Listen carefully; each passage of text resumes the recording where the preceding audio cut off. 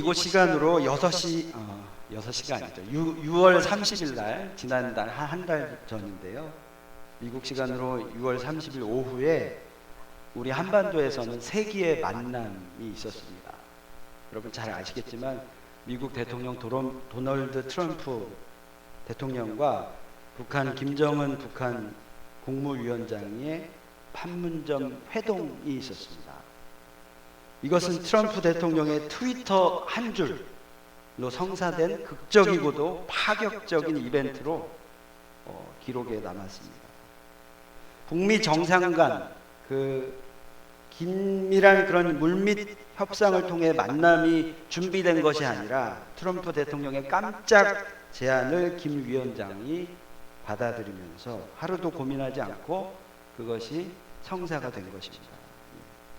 주요 20개국 정상회의가 일본에서 있었는데 그곳에 참석한 트럼프 대통령이 한국에 와서 정상회담을 하는데 불과 오는 길에 몇 시간 전에 트위터에 글을 남겼어요. 한국에 있는 동안 김정은 위원장이 이것을 본다면 나는 DMZ 비무장지대의 경계선에서 그를 만나 악수하고 인사, say hello를 할 수 있을 것 같다라고 이렇게 글을 남겼습니다.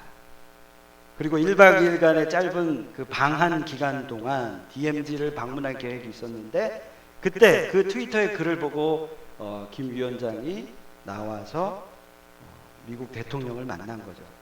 미국 대통령이 처음으로 북한 땅을 밟게 되는 그런 만남이었습니다. 사건이었습니다. 세계가 놀랐어요. 실로 대단한 만남, 한 달 전에 있었던 만남이었습니다. 역사가 크게 기록할 만한 그런 만남이었어요. 놀라운 만남이었죠. 세기의 만남. 그러나 그 만남이 무색할 정도로 사실 지금은 그 만남대로 나아가지 못하고 여전히 북한은 도발 가운데 있죠. 여전히 한반도의 통일은 풀어야 될 숙제가 많은 것 같습니다. 그 만남이 통일이라는 것을 담보로 주지는 못하고 있는 것 같아요. 세기의 만남, 이 대통령, 이 정상들의 만남도 세기의 만남으로 기록이 남는데 우리 일상생활의 그 만남 가운데에도 우리가 꼭 기억하고 중요시 여길 만한 만남이 너무나도 많습니다. 오늘은 어떤 만남보다도 세기의 만남보다도 우리 각자에게 너무나도 중요한 하나님과의 만남, 이것에 대해서 우리 함께 생각해 보았으면 좋겠습니다. 지난주 하나님은 우리를 향한 계획을 가지고 계신다라는 것 나누었습니다. 하나님은 우리를 향한 생각을 가지고 계시고 계획을 가지고 계신다라는 거예요. 근데 그 계획은 무엇이냐? 바로 우리에게 평안을 주시는 것이고 또 소망을 주시는 것이다. 그렇게 나누었습니다. 예레미야 29장 11절에 보시면 이렇게 말합니다. 여호와의 말씀이니라 너희를 향한 나의 생각을 내가 아나니 평안이요 재앙이 아니니라 너희에게 미래와 희망을 주는 것이라. 그래서 지난주에 우리는 하나님의 계획, 생각, 그것은 평안이고 그 평안은 우리가 기도함을 통해서 누릴 수 있는 축복이다라는 거 나눴어요. 그래서 예레미야 29장 12절에 보면 너희가 내게 부르짖으며 내게 와서 기도하면 내가 너희들의 기도를 들을 것이요 라고 이렇게 기록한 것 보았습니다. 우리가 기도할 때 하나님 우리의 기도를 들으신대요. 그래서 우리의 기도를 들으시는 하나님은 어떤 분이시냐? 우리의 최고의 상담가이십니다. 상담은 너무나도 우리에게 유익이 되죠. 우리의 삶의 최고의 위대한 상담가는 바로 하나님이십니다. 우리의 기도를 들으시기 때문에 그렇죠. 누군가가 나의 말을 들어준다라는 것은 그것은 내 마음이 치료되고 회복된다라는 것이죠. 그래서 우리 마음속에 평안이 찾아옵니다. 사랑하는 여러분, 기도를 통해 하나님 우리의 기도를 들으시는 하나님을 만나시는 축복이 있길 바랍니다. 최고의 상담가는 바로 우리 하나님이십니다. 하나님과 교제하십시오. 기도를 통해 하나님을 만나십시오. 그래서 하나님이 계획하신 것, 그 평안을 누리시는 저와 여러분이 되었으면 좋겠습니다. 아멘. 자, 하나님의 계획 두 번째 시간으로 오늘은 하나님이 우리를 만나주신다라는 라는 것 우리가 생각해 보겠습니다. 오늘 말씀 예레미야 29장 13절에 너희가 온 마음으로 나를 구하면 나를 찾을 것이요 나를 만나리라 이렇게 말씀하고 계십니다. 우리의 인생은요 늘 누군가를 만남으로 이어지는 것 같습니다. 우리는 매일매일 바라던 바라지 않던 누군가를 만나고 있습니다. 저와 여러분이 오늘 만났고 우리 성도들과도 만났고 우리가 아침에 눈을 뜨면 가장 먼저 우리 가족들을 만나고 또 회사에 출근을 하면 직장 동료들을 만나고 학교에 가면 학교 클래스메이트들을 만나는 이 만남은요 우리의 삶에 큰 영향을 줍니다. 어떨 때는 행복을 주기도 하고 어떨 때 어떤 만남은 우리에게 불행을 가져오기도 합니다. 저희 아내가 제가 LA에서 사역할 때 20년 지기 친구가 있었는데 어린 나이 초등학교 때 흙 파먹으면서 같이 흙 장난하며 놀았던 친구가 있는데 그 친구가 너무 보고 싶은데 연락이 끊겼다라는 거예요. 유학을 떠나면서 아니 그 전에 초등학교에서 이제 졸업을 하고 중학교로 올라가면서 그 너무나도 친한 친구하고의 연락이 끊겼다라는 거예요. 그래서 그 친구가 너무 보고 싶다고 그러는 거예요. 근데 어느 날 LA에서 사역을 하는데 저희 교회는 바로 갤러리아 몰 LA 한인타운 앞에 있었습니다. 저희 아내가 애들이랑 장을 보러 갤러리아 몰에 갔는데 너무나도 놀란 일이 벌어졌어요. 그 20년 전에 그 20년 지기 친구를 한국도 아니고 미국에서 우연히 만났다라는 거예요. 그것도 그 친구를 만난 것이 아니라 그 오라버니를 만났는데 그 오라버니를 만나고 나서 단번에 알아보고 그 친구를 만나게 됐다라는 거죠. 그래서 너무 반가워서 LA에 있을 때 여러 번의 만남이 있었습니다. 만남은 이렇게 우리에게 기쁨을 줍니다. 만약 우리의 삶에 만남이 없다면 어떨까요? 만남 없이 우리가 홀로 산다면 어떨까요? 눈을 떴는데 만날 사람이 아무도 없다라는 것은 너무나도 외로운 삶입니다. 우리는 만남을 통해 영향을 받고 우리의 삶이 변화되는 것을 우리가 경험합니다. 한번 돌아보십시오. 우리 각자는요 누구를 만남을 통해서 영향을 받고 변화되고 있어요. 그래서 이 만남이 우리의 인생을 좌우하고 있다고 해도 과언이 아닙니다. 그렇다면 우리는 행복한 소망을 가져다주는 그런 만남을 가져야겠습니다. 어떤 만남은 우리에게 불행을 가져오기도 해요. 제가 부끄러운 고백이지만 제 어렸을 적 이야기인데요. 저는 참 사람을 좋아합니다. 그래서 그 사람을 만나면 영향을 잘 받아요. 동네에서 노는데 어떤 친구를 만났는데 이 친구가 좀 질이 안 좋았어요. 그래서 이 친구하고 만나는데 이 친구의 행동이 좀 버릇이 안 좋았어요. 그냥 가게에 가서 물건을 그냥 몰래 훔치는 거예요. 근데 제가 그것을 몇 번 보면서 저도 호기심이 생겨가지고 저도 물건을 훔쳤어요. 참 부끄러운 고백인데. 근데 왜 그랬는지 모르겠어요. 그냥 그 친구가 하니까 했던 것 같아요. 처음에는 뭐 이 친구도 하는데 뭘 생각하면서 했던 것 같아요. 그런데 저희 집이 이제 이사를 가게 되고 나중에 그것이 엄청난 잘못이라는 것을 교회를 통해서 배우게 됐어요. 회개하게 됐죠. 그래서 그 친구를 더 이상은 이제 만날 수 없게 됐고 저는 다행히 그 손버릇이 고쳐졌는데 이런 불행한 만남을 통해서도 우리가 영향을 받고 우리가 변화되는 것을 봅니다. 저는 그래서요 우리 성도님들의 인생이 정말 좋은 만남, 행복한 만남만 있으셨으면 좋겠습니다. 불행한 만남이 아니라 좋은 사람 만나셔서 정말 행복을 누리셨으면 좋겠습니다. 말씀드린 대로 만남이 이렇게 중요한데 우리 인생 중에 우리가 꼭 만나야 할 만남이 있습니다. 성경이 이야기하고 있는 우리가 꼭 만나야 할 만남이 있어요. 그건 뭘까요? 누구를 만나는 걸까요? 바로 하나님을 만나는 것입니다. 오늘 하나님이 우리를 만나주시겠다고 말씀하셔요. 그것은 즉 예수 그리스도를 만나는 것입니다. 오늘 말씀에서 하나님께서 우리를 향한 생각, 계획이 있으신데 당신께서 친히 우리를 만나주시겠다라는 겁니다. 할렐루야. 13절에 너희가 온 마음으로 나를 구하면 나를 찾을 것이요 나를 만나리라 말씀하고 계십니다. 이 만남은 우리에게 하나님의 계획이죠. 소망을 가져다 주는 만남입니다. 어떻게 그 하나님을 만날 수 있을까요? 어떻게 그 하나님을 만날 수 있을까요?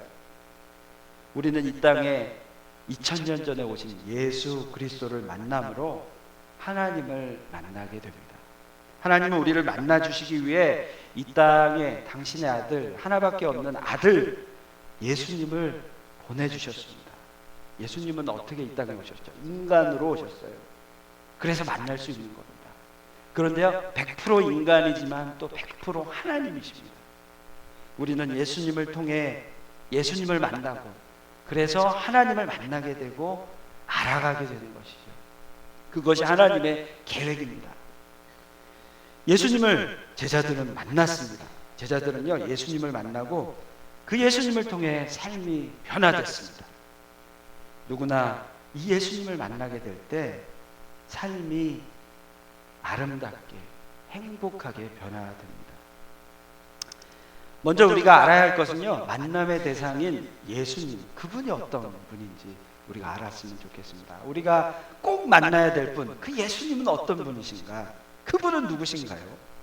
오늘 본문 말씀 요한복음으로 넘어가겠습니다. 요한복음 1장 41절을 보시면 제자 안드레가 이렇게 얘기합니다.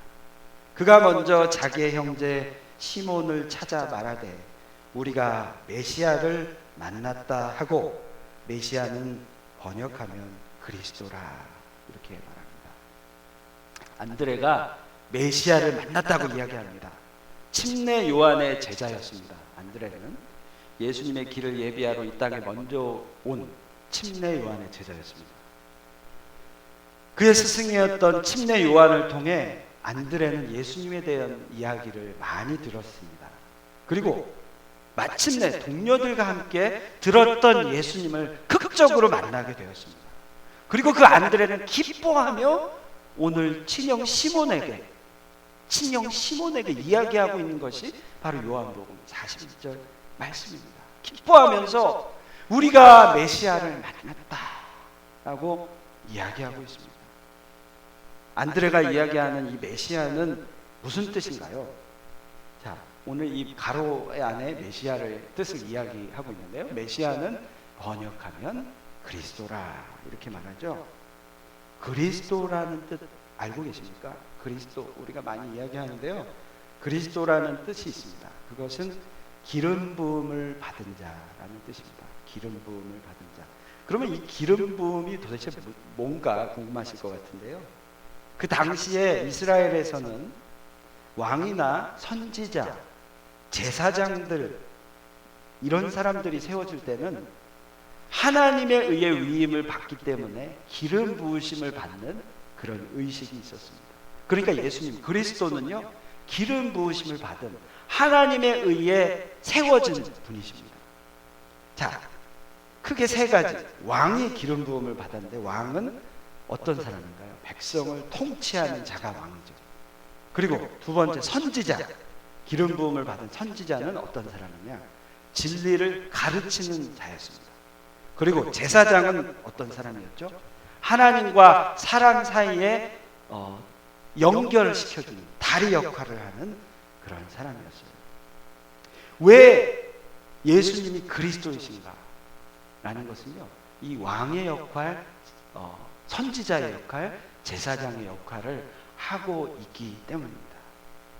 그래서 예수님은 메시아라는 것이죠.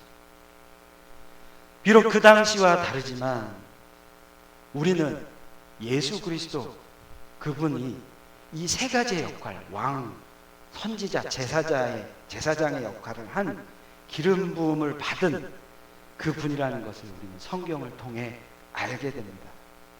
자, 예수님 우리가 왜 만나야 할까요? 이 세 가지로 봤을 때 첫 번째는 예수님만이 우리 삶의 왕이 되셔야 하기 때문에 우리는 예수님을 만나야 합니다. 첫 번째, 예수님만이 우리의 삶의 왕이 되셔야 하기 때문에 우리는 예수님을 만나야 합니다. 자, 어떤 분이 이렇게 얘기하실 수도 있을 것 같아요. 나는 왕 같은 거 필요 없어. 왕이 나에게 왜 필요해? 이렇게 얘기하시는 분 계실지 모르겠습니다. 하지만 우리가 예수님을 왕으로 모시건 모시지 않건 사실 우리의 삶은요, 왕이 있어요. 왕이 있습니다. 다 누구나 왕을 모시고 섬기고 살고 있어요. 그게 무슨 말이냐? 세상의 성공을 향해 나아가고 있다면 세상은 우리의 왕입니다. 그렇죠? 건강을 향해 나아가고 있다면 건강이 우리의 왕이 되는 거예요. 만약에 돈을 벌기 위해 돈을 붙잡기 위해 나아가고 있다면, 달려가고 있다면 돈이 왕인 거예요. 어떤 사람을, 어떤 놀이를 향해 우리가 달려가고 있다면 그 사람이, 그 놀이가 왕인 것입니다. 자, 이런 것들을 우리가 왜 섬기고 있을까요? 이것은 우리의 연약함, 우리 부족함이 있기 때문이에요. 우리의 마음의 빈자리에 무언가가 필요하기 때문이에요. 내 자신이 원하는 뭔가를 채우기 위해서 우리는 오늘도 왕을 찾고 있습니다. 그래서 나 자신만을, 나의 욕구를 채우기 위해서, 나 자신을 위하여, 나를 사랑하기 때문에 결국에는 내 자신, 나 자신이 왕이 되어, 왕으로, 나 자신이 왕이 되어 왕으로 여기며 살아가고 있습니다. 이런 삶, 하나님이 아니라, 예수님이 아니라 나 자신이 내가 왕이야 라고 된다면 이게 얼마나 무모한 삶인지 모르겠어요. 얼마나 무모한 삶일까요? 왜냐하면 우리 자신은요, 한 치 앞도 보지 못해요. 잘났다고 하지만 우리에게는 너무나도 연약함이 있어요. 여러분, 앞으로 5분에 있을 상황을 여러분 알고 계십니까? 우리는 유능하고 재능이 있다고 하지만 앞으로 있을 5분 이후의 사건도 알지 못하는 연약한 자들입니다. 그런데요, 나 자신을 왕으로 섬기고 있다면 이것만큼 무모한 것이 있을까요? 나 자신이 왕이 된다면 우리의 삶에 보장은 없습니다. 소망도 없습니다. 하나님의 종 다윗은 정말 믿음이 있는 자였습니다. 저는 다윗이 그 믿음이 너무나도 부럽습니다. 그의 고백은 늘 한결같았어요. 하나님만이 자기 자신의 왕이라는 고백입니다. 그래서 그는 이렇게 노래하고 있습니다. 왕이신 나의 하나님, 내가 주를 높이고 영원히 주의 이름을 송축하리라. 왕이신 나의 하나님, 내가 주를 높이고 영원히 주의 이름을 송축하리라. 나 자신을 섬기고 송축하는 것이 아니라 하나님, 왕이신 하나님을 영원히 섬기겠나이다. 이것이 다윗의 고백이었습니다. 이것만으로 끝나지 않습니다. 시편 23편 여러분 잘 아시는 말씀. 그는 고백대로 하나님을 왕으로 모셨고 목자로 모셨고 그 왕대신 하나님으로 인하여 부족함을 느끼지 않았습니다. 언제나 삶은 푸른 초장이고 쉴만한 물가라고 노래하고 있습니다. 사망의 음침한 골짜기를 다닐지라도 두려움이 없다라고 고백하고 있어요. 그래서 이 다윗의 고백은 위대한 고백인 거예요. 하나님을, 예수님을 왕으로 모시는 그 믿음의 고백은 그 누구의 고백보다 위대한 고백이고 삶인 것입니다. 두 번째로, 왜 우리가 예수님을 만나야 할까? 예수님만이 진리를 가르쳐 주시는 선지자이시자 선생님이시기에 우리는 예수님을 만나야 합니다. 여러분 잘 아시겠지만 20세기를 들면서 21세기를 들어오면서 우리 사회에 팽배하게 깔린 사조가 있습니다. 그것이 뭔가요? 포스트 모더니즘입니다. 이것은 겉으로 보기에는 너무 좀 유혹적이에요. 개인의 생각과 의견을 존중한다라는 거예요. 그래서 개인의 생각이 진리가 되고 기준이 된다라는 거죠. 그래서 점점 성경이 말하는 그 진리는 모호해지고 고리타분한 옛날의 고전의 그냥 말이라고 그렇게 되어지는 거예요. 결국 개인의 그 진리, 그 주장이 진리가 되기 때문에 각자 인간이 범하는 죄도 괜찮은 거예요. 사람의 생각에 따라 괜찮은 거예요. 그죠? 다름으로 인정하면 된다라는 거예요. 이게 무서운 이 시대의 사조, 포스트 모더니즘입니다. 그래서 지금 사회는 계속 타락하고 있어요. 혼전, 관계, 간통, 심지어는 지금은 동성애까지 나아가고 있어요. 옛날에는 이것들은요, 당연히 죄였어요. 당연히 죄였는데 지금은 개인의 취향으로 그냥 예술로 포장되고 있는 것이 지금의 현실입니다. 그런데요, 예수님은 당시의 사조나 문화, 예수님 사역하실 때의 사조나 문화에 영향받지 않으셨어요. 분명한 진리를 그때도 선포하셨고 지금도 성경을 통해서 지금도 선포하고 계십니다. 문화와 이념을 뛰어넘는 것이 진리입니다. 인간이 잘 모르고 모호한 진리를 가르쳐 주시는 분, 우리의 선지자 되시고 선생님 되시는 분은 바로 예수님이세요. 그분을 우리가 만나야 합니다. 잘 진리를 이해하지 못하고 어떻게 살아가야 할지 알지 못하는 도마가 예수님에게 물었습니다. 그때 예수님이 아주 단호하게 정의를 말씀하셔요. 내가 곧 길이요 진리요 생명이니 나로 말미지 않고는 아버지께로 올 자가 없느니라. I'm the way and truth and the life. No one comes to Father but through me. 지금 제가 말씀드린 대로 우리 요즘의 세대는 진리가 모호해진 시대입니다. 그래서 죄를 지어도 오케이, 내가 오케이면 오케이. 그런데요, 사실 우리는 하나님께 당당하지 못해요. 자유를 누리지 못해요. 행복하지 못해요. 그래서 하나님과 점점 멀어집니다. 이때 우리에게 필요한 분이 누구신가? 바로 예수 그리스도, 우리에게 진리를 가르쳐 주시는, 우리의 길이요 진리 되시는 예수 그리스도이십니다. 요한복음 1장 14절에 이렇게 기록합니다. 말씀이 육신이 되어 우리 가운데 거하시네. 이렇게 요한복음 기록합니다. 말씀이 육신이 되었다. 말씀, 육신이 되신 분은 바로 예수 그리스도시죠. 말씀은 곧 예수님이라는 뜻입니다. 말씀, 진리, 변화되지 않는 것, 모호하지 않은 것, 그분 바로 예수 그리스도를 만나시는 저와 여러분이 되었으면 좋겠습니다. 세 번째로 우리가 왜 예수님을 만나야 하느냐? 예수님은 우리를 하나님께로 인도할 중보자, 제사장이 되시기 때문에 우리는 예수님을 만나야 됩니다.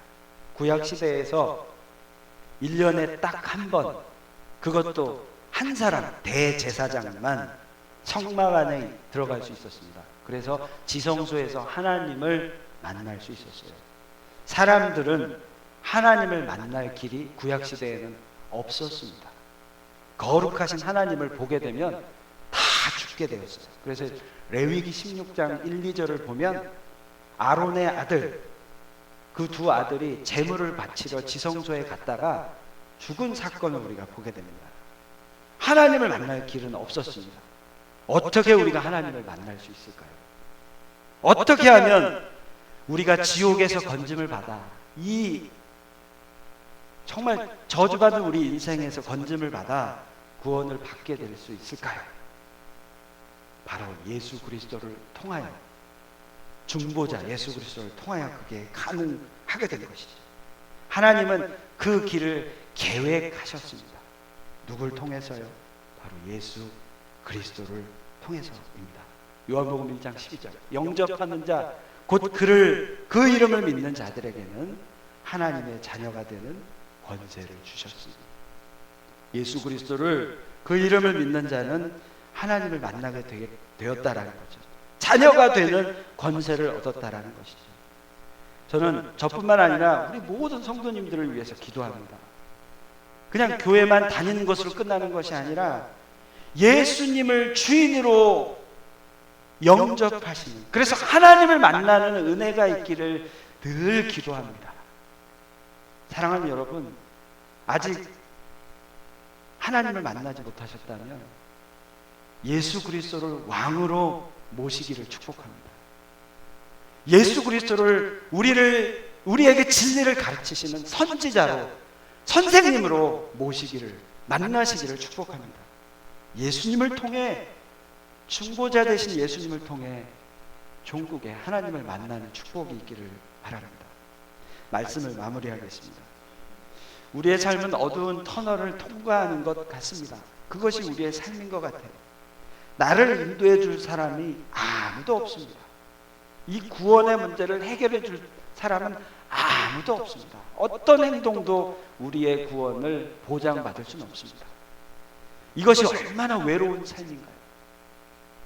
이것이 얼마나 허무한 인생입니까?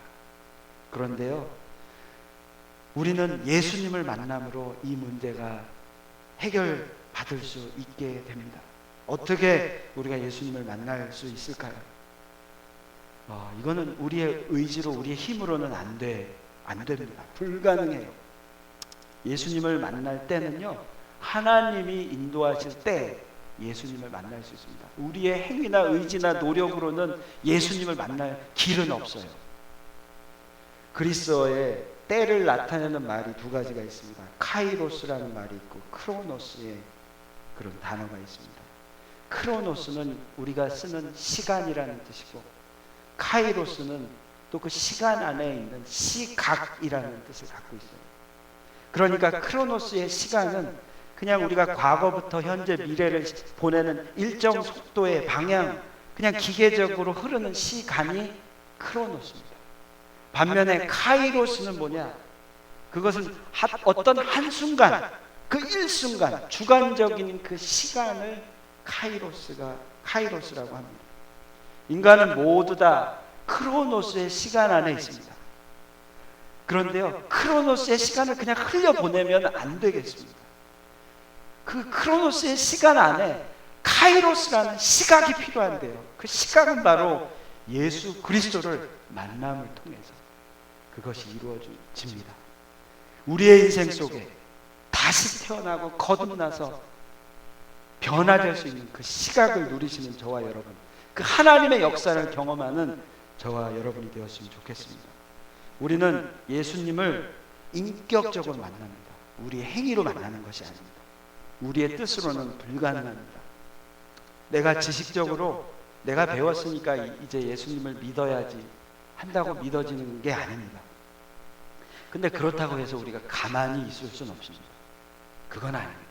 우리 안에 예수님을 만나야 하는데 우리의 노력으로 될 수 없지만 우리 예수님을 만나고 싶은 그런 간절함이 우리에게 필요합니다.